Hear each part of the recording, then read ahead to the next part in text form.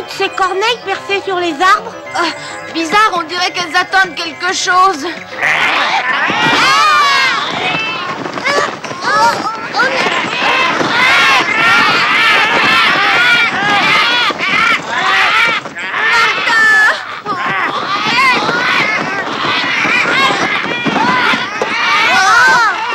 Qu'elles font comme boucan.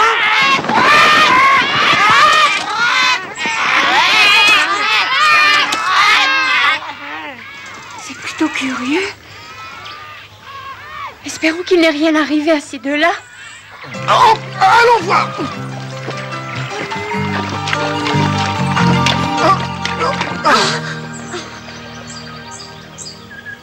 Nils! Knut! Mais où es-tu donc, Nils? Knut! Nils! Où êtes-vous caché? Nils! Réponds-moi, Nils! Knut! Si c'est un jeu, c'est pas drôle, Nils! Knut! Montre-toi, Nils! Knut!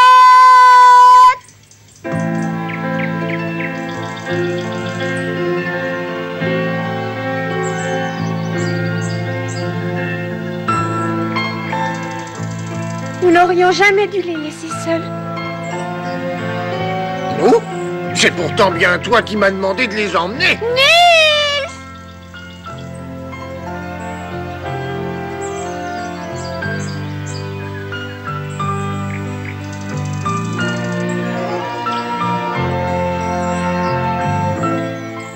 Réveille-toi, Nils.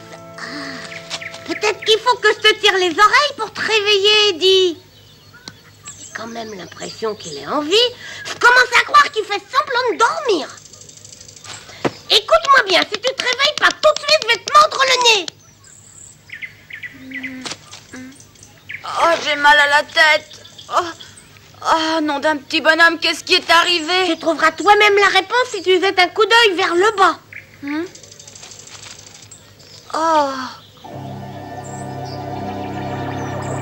Nous sommes victimes d'un rapt. J'ai essayé d'en connaître la raison, mais j'arrive pas à comprendre les corneilles. en voilà une, abritons-nous.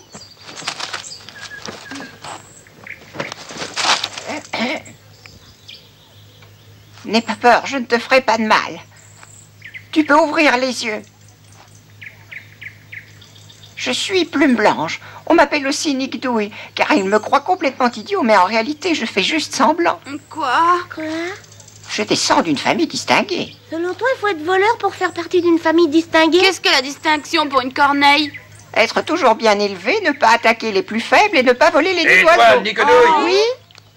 As-tu encore raconté la vieille histoire de tes origines distinguées? Non, j'étais en train de dire que j'avais un jour pourchassé un lièvre et que j'avais eu du mal à le débusquer dans les buissons. Ouais, il faut toujours qu'il prenne à son compte les aventures qui sont arrivées aux autres, c'est bizarre. Et aussi l'histoire de la petite poulette qui, pour faire plaisir à la paysanne, voulait couver un gros œuf. Elle le dissimula dans la paille parce qu'elle... Et as-tu raconté qui a trouvé l'œuf et qui l'a volé? Ce n'était sûrement pas toi, car tu es bien trop bête pour ça, c'est connu. Ah, tu es vraiment méchante. Tu me traites toujours comme un moins que rien. Je vais te tenir au courant de ce qui t'attend. Écoute-moi bien. Ils vont te confier un travail qui va te sembler très facile, mais que tu ne dois faire sous aucun prétexte. Tu peux te montrer maintenant.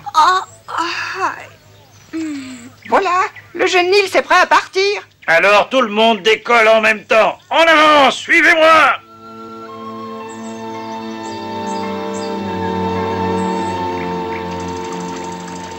À part les corneilles qui s'envolaient, nous n'avons rien vu d'autre. Hein, Martha? Oui. Réfléchis encore un peu. Ne t'a-t-il rien dit pendant que nous nagions vers l'autre rive pour l'y amener? Oh non, je ne sais qu'une chose. Il voulait aller sur l'autre rive dans l'espoir d'y trouver à manger des fruits ou des noisettes. Ne te décourage pas ainsi, Martin. Tout finira bien par s'arranger. Nils est assez débrouillard pour s'en sortir. C'est vrai que c'est un gros malin, ce petit, nous le savons. Eh bien, moi, je trouve que les corneilles nous en ont débarrassés. Oh, tu exagères, Caxi, en disant ça. Il commençait à m'ennuyer. Et comme aussi. C'est vrai qu'il était fatigant avec sa fringale. Il prenait toujours les plus grosses oui. baies. Silence, vous deux!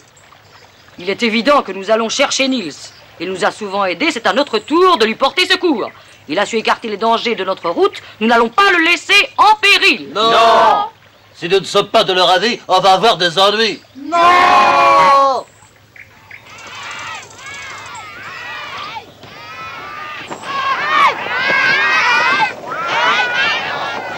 n'as pas à avoir peur. Si les autres veulent te faire du mal, je te défendrai. Tu es gentil. Hein? Voilà, tu dois enlever le bouchon de cette jarre. Mais qui vois-je?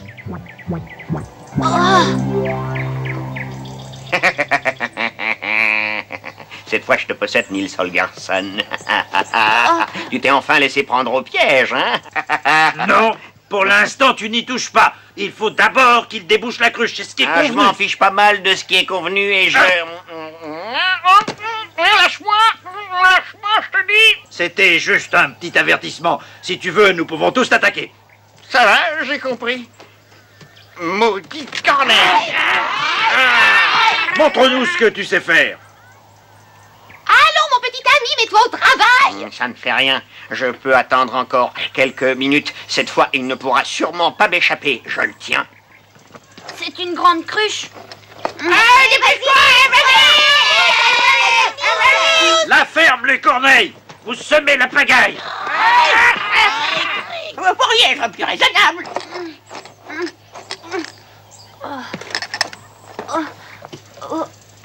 Il n'a pas l'air de savoir s'y prendre. Tu as tort de t'impatienter, chérie. Songe seulement à ce qu'il y a là-dedans. Tu seras étonné. Qu'est-ce qu'on fera de ce trésor quand on l'aura? Y as-tu déjà réfléchi? Nous tapisserons notre nid avec des pièces d'argent. Nous en mettrons sur les branches. Nous en suspendrons aux feuilles. Et le petit, nous le livrerons au renard. Et tout le monde nous respectera. Le couvercle est bien fixé. Dépêche-toi. C'est loin d'être facile à faire. Comment peut-on arriver à l'ouvrir? Ne fais pas l'idiot. C'est facile à enlever un simple bouchon. Ça ne doit pas être dur pour toi avec tes bras. Allez, dépêche-toi sinon. Aïe, aïe, aïe. Si tu n'y mets pas de la bonne volonté, on va te chanter une autre chanson. Fais attention, mon petit ami. Nos becs sont pointus. Ils sont assez dangereux pour un marmouset. En arrière. N'essayez pas de m'attaquer.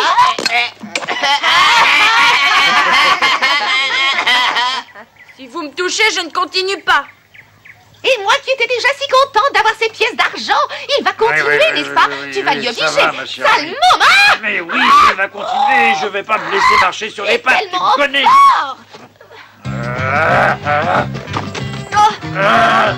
Je vais te couper en petits morceaux et je les jetterai en pâture aux corneilles. Eh bien, dites donc, les corneilles ont l'air de vouloir faire mon travail.